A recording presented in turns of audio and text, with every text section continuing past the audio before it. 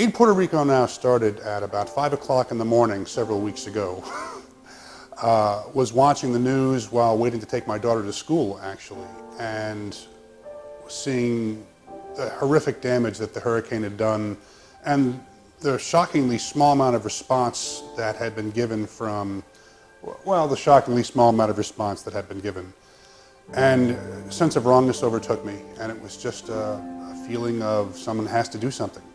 And I literally stood up and slapped my desk and said, that's it, someone has to do something. And the answer came back, kind of like one of those little bubbles over the top of your head. Well, what are you doing? I said, well, nothing. And out of that came Aid Puerto Rico Now.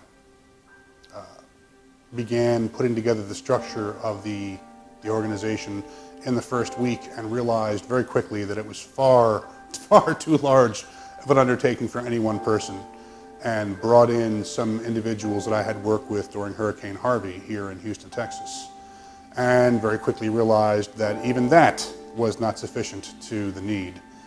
And very fortunately, at that time, a friend of mine contacted me and said, hey, if you're looking for help, I know somebody in California who worked in Hurricane Harvey as well. You two would get along great. And she put us in contact. Her name is Stacy Papadakis. She is a co-director of the organization now. And then she was just a voice at the other end of the phone. And we talked for probably about 15 minutes, but I want to say by the 10th word, it was a done deal. And I was telling her, you need to get on a plane and you need to get down here now. And 3 days later, she was here.